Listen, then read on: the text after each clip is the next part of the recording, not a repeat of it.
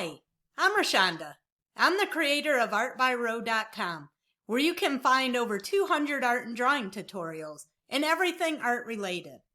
Thank you for joining me today, and we're going to head on over to the art studio and do some drawings. I hope you'll grab a pencil and some paper and draw along with us today. I know you'll have fun. Let's head on over to the studio. Hi, welcome to the Art by Rose studio. Today we're going to make a really cute reindeer drawing. So I have my supplies together. I'm working on an artist trading card. I like using these for my artwork because it saves a lot of time. And they're just cut from cardstock. And I have my supplies that I need for my drawing itself. I have my pencil that I like to use. I like this eraser while I'm doing my drawings to clean it up and make corrections. And then I also have my outlining pen. And I have my cleanup eraser for after I do my outlining. And then other than that, the only thing we'll need is whatever we're going to use for coloring our drawing. And I like using markers, so I'll be using markers today.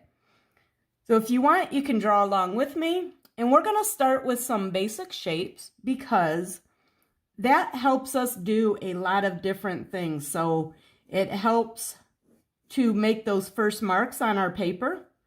And one of the things that people really seem to struggle with is getting started in making those first marks. So I'm going to start by drawing an oval shape. That's going to be his nose.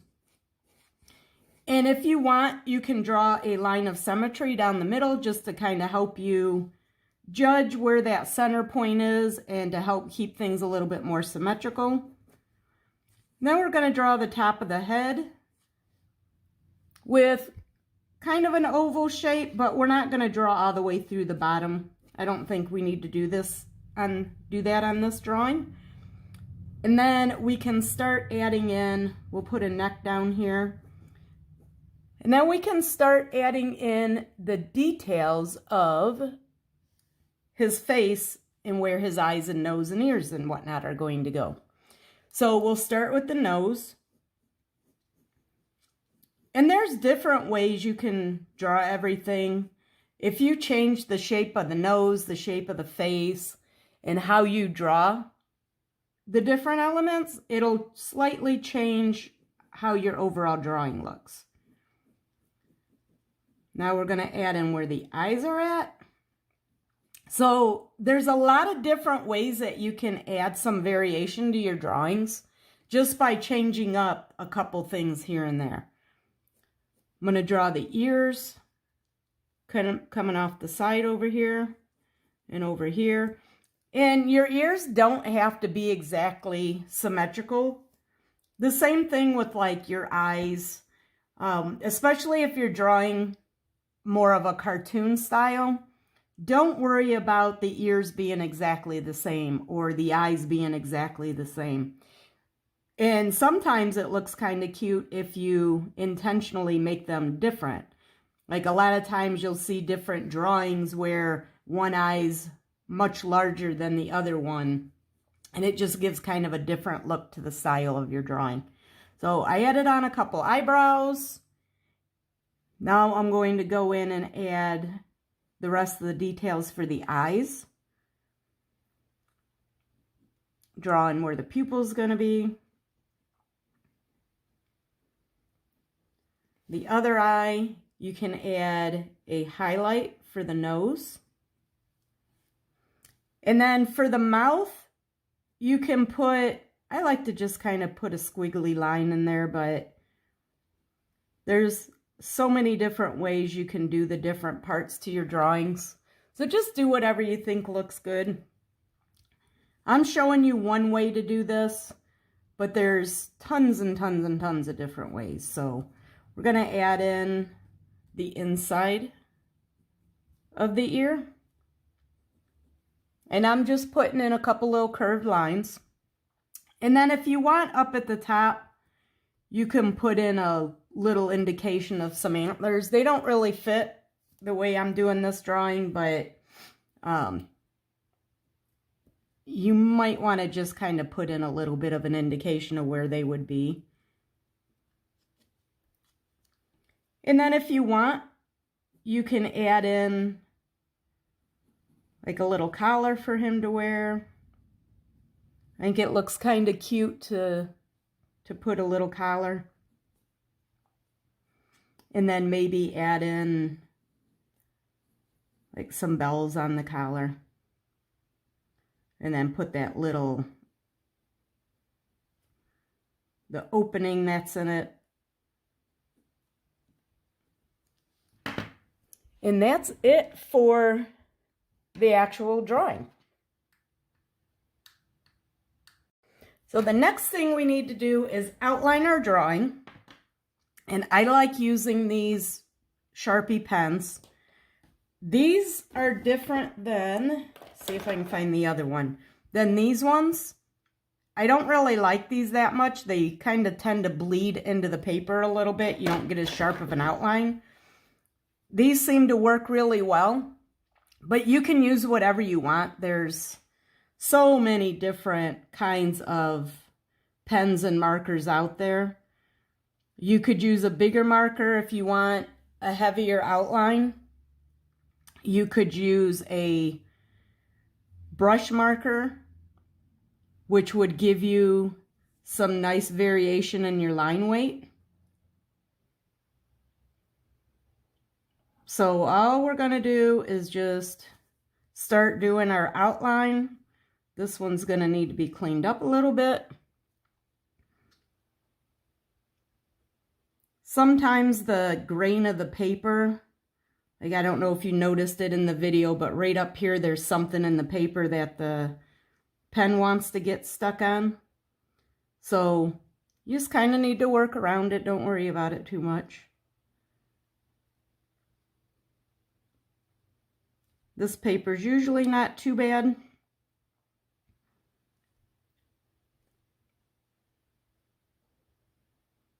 And I'm going to probably add some color into his eyes. Make his eyes maybe blue, or I don't know. I'll probably stay away from brown because there's so much brown in the reindeer to begin with. So when you fill in, like his nose is going to be black, you can either fill it in with the pen, which for that size of a area is going to take a little bit of time, or you can get a black marker and fill it in with the black marker. And you can make your lines either thin or thick. I usually like a little bit of a thicker outline on my drawings. And most of the time, I'll do that by going back over with this pen, because it doesn't bleed into the paper. So you get a nice sharp edge. And I found that using regular markers to do the outline, you get a fuzzy edge on the drawing. And my personal preference is I don't like the way that looks. It makes the drawing look a little bit fuzzy to me. So you kind of have to just experiment with different things. I do like using brush markers or brush pens for the outline, but they're a little bit harder to control. So they take more practice to be able to control how you want your lines to work, or how you want your lines to look, rather. So you have to work with it a little bit and practice so that you can get that control that you need for your outlines. And I just haven't put in the effort or the time to get used to using them again. I used to use them a lot several years ago, and I kind of got away from drawing for a little bit, and then after getting back into it, I just never picked back up on the brush pen. And you can turn your drawing as you're outlining so that you're not trying to do it from an awkward angle. And then what you can do is just go back over top of any areas that you want to have thicker lines, be a little bolder looking. Or if you just want to add a thicker outline altogether, then just keep going back over top of it. Or like I said, you could try using a different type of a pen. This is a medium tip. I don't know if Sharpie makes other ones. I've never seen them, but I really haven't looked, because going back over top of this stuff doesn't really bother me. I find it very relaxing. So for me, having to go back over this a couple times and clean it up and thicken up the line a little bit just isn't something that I worry too much about. For whatever reason, I find it very relaxing and therapeutic to go back over these outlines. So for me, it doesn't feel like a problem because I enjoy it. If this is something that feels really tedious to you and feels like a waste of time, then you would for sure want to try to find another solution. So I think that's pretty much it for the outline. Just kind of do whatever feels right for you. Your artwork doesn't need to look like anybody else's, and in all reality, it shouldn't. Your artwork should be your own. That's what makes your art, is it's all you, good or bad, whatever's in there.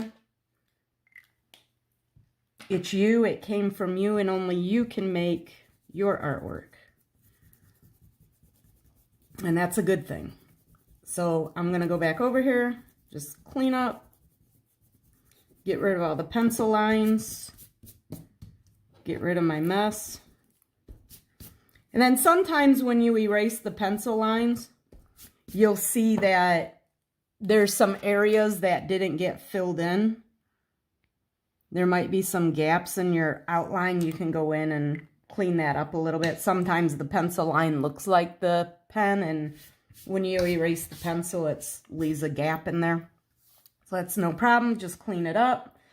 And I'm going to cut off for a second here and grab me some markers, and I will be right back. All right, so while I was off camera, what I did was pick out my selection of markers, and I do this by testing them on a little piece of cardstock scrap. This is left over from when I cut out my artist trading cards. And then I save these and I use them to test my colors. The way that I work with adding my colors to my drawings is that I like to do like 2 or 3 different colors, different markers for each section of my drawing. And I'm looking for the markers I need for the eyes. There we go. One of my markers was hiding. I forgot to get the green for the eyes. I'm going to make the eyes green. Okay. So what I do is, so for example, I just grabbed the green for the eyes. I already know these 2 colors, these 2 markers blend really well together. The colors are fairly similar. If you want to blend your colors together, you need to test them out on another piece of paper first and make sure they're going to blend to where you don't have sharp edges. And I'll go ahead and show you what I mean. I'll do the eyes real quick. So these are all alcohol-based markers. You can mix and match different brands. They just all need to be alcohol markers. So what I like to do is I put down my lightest color, and then I just add some of the darker color just to give it a little bit of variation and to add a little bit of depth in some areas, make some shadows. So I do my lighter color, then I add in where I want the darker color to be, and then I go back over it with the lighter color and it'll blend it all together. So you need to make sure you have alcohol markers if you want to work that way. You need to make sure you're working while the area is still wet, which all that means is just that you are working in small areas and not allowing the alcohol to evaporate before you are finished. So if I would have put the lighter color down on the eyes and then waited a while, and I don't know exactly how long it takes for that alcohol to evaporate, but just say I waited a half hour and then tried to blend the colors together, they're not going to blend together like they do when the markers are still wet. So it's just something to keep in mind. And also it depends on the type of look you're going for. If you're not interested in having that effect and having your colors blended together like that, then you wouldn't need to really even worry about it. So it's just kind of depends on the look you're going for, the style you want. But typically when I work, what I'll do is pick out a couple colors from each area, a couple markers for each area that I want to use. And then I pretty much always work the same way, where I put the light color down and then go back with the darker color and then go back over it with the lighter color. And you don't have to worry. Somebody asked me one time if it'll ruin the markers, and it will not. The colors don't transfer over to your other markers. You can blend them together and it's not going to hurt anything. One thing I should probably mention is that the markers you use, like I have, if you can notice, I have a lot of different types of markers. And it's really just a personal preference. And you're going to want to experiment a little bit. So everything with your artwork and your supplies is just experimenting. There's not a marker out there that's going to make your artwork look better. Art and drawing are just skills that you need to learn. That's going to take practice. And feeling like if you have the best markers is going to make your artwork look better isn't really a reality. It is, I guess, to a certain extent, but it's not the deciding factor on what your artwork is going to look like. And I say this because I know a lot of people, they see something on the internet and it's always what supplies are they using? What pen is that? What marker is that? And I think people feel like if they use the same art supplies as somebody else is using, then their artwork is going to look like that person's. And I think a lot of it is personal preference. There's a lot of different markers out there. I personally don't care for Sharpie markers. I don't like, the biggest thing is I don't like the odor. Sharpies have a lot stronger odor than the rest of the marker, and it seems to kind of stick around in the paper. Afterwards, when you're done, you can still smell it, and I have a little bit of a sensitivity to smell, so that's a lot of it, but I have some, and I use what I have. If it's a color I need, I'll use it, but I'm not buying, I haven't bought any Sharpies in a really long time, and I have no plans on using them. But I do have, like, I like this green. These two greens go together. I like the way they look together, so I'll keep using that Sharpie until it runs out, and when it's no longer usable, I'll have to figure out a replacement for it. But you really need to just experiment. I have another set, so I know Copics are really popular. A lot of people recommend those. I have a couple, and I personally don't see where, for me and for what I do, I don't see where they're any better than anything else. But I'm not doing illustrative work, and I'm not doing commissioned work where the longevity of it is going to matter. I'm sure Copics are more archivable and have better lasting qualities to them. But for what I'm doing as a hobby artist, and most of you watching, I'm assuming, are probably hobby artists. For me, it doesn't matter. I'm not too worried about the quality of the marker. You do need to be careful with going with a really inexpensive marker. I have some markers that were given to me as a gift, and I've been kind of playing around with using them lately, and they're just an off-brand marker that I'm assuming they were purchased at maybe like a Hobby Lobby or a Michael's or something like that. And they're just like a craft grade alcohol marker.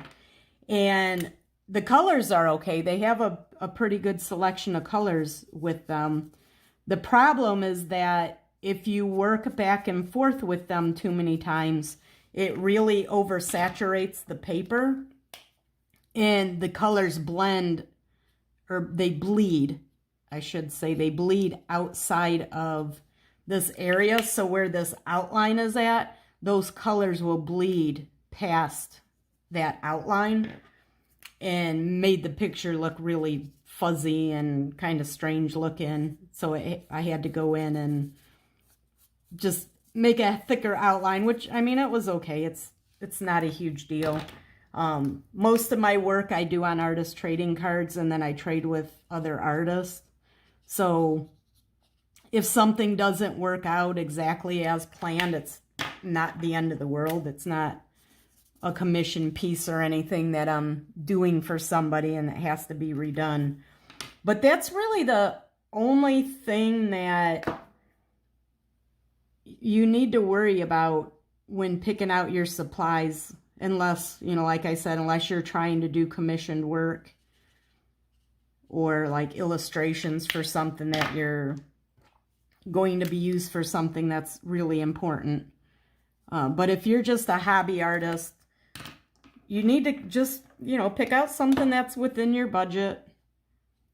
Play around with it a little bit. If you don't have the money to invest in more expensive markers, and the cheaper markers is what you can afford, then you get those and work with them and just kind of see how they work. So the thing that I learned from those off-brand markers is that I can use them, I just can't go back and forth too many times. So like doing something like this where I'm doing the lighter color, the darker, and then coming in and blending it, something like this is fine for those markers. It didn't really bleed too much as long as I don't go over it too many times. But sometimes if the colors aren't close enough together in value, you have to go back and forth a few times and get that alcohol to blend in together to soften up the edges. And when doing that with those off-brand markers, it oversaturates the paper and it makes it all bleed. Like you can see there's some little spots where it bleeds through. Those other markers, the whole back of the paper, you could see all the colors that really saturated the paper. But so all this to say, play around with your markers, experiment a little bit. The drawing part of this is finished. I'm going to add some color to the background. So when using the tone paper, it just makes the colors look a little bit different. I mean, I could leave the background the way it is and just leave it the paper, which looks okay. It adds a little something other than white. You know, it looks kind of nice, but the colors do look different on the toned paper. And if you're more concerned with how the colors actually look, you could always test your colors on a piece of the same paper. I use the white because the only thing I'm looking for is whether or not the colors are close enough to blend together, because I don't want the harsh edges on my colors. I want them to blend. There's also a lot of different ways you can do the backgrounds. You could add some scenery in here. A lot of times I'll make a galaxy type background with some purples and pinks. I like the way it looks. I think the galaxies are fun. I think they look neat in the background, especially for things like aliens, or I think I added them on a drawing I had of unicorns. I wasn't trying to figure out what to do for the background. I ended up putting a galaxy background on it. It looked kind of cool. You just do whatever you want in the background.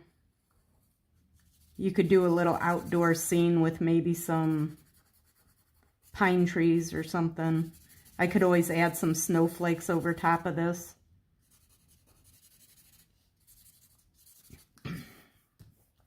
So there we go with the background. Make sure you can see this. Then the last thing I want to do is to add my white highlights with a Jelly Roll pen.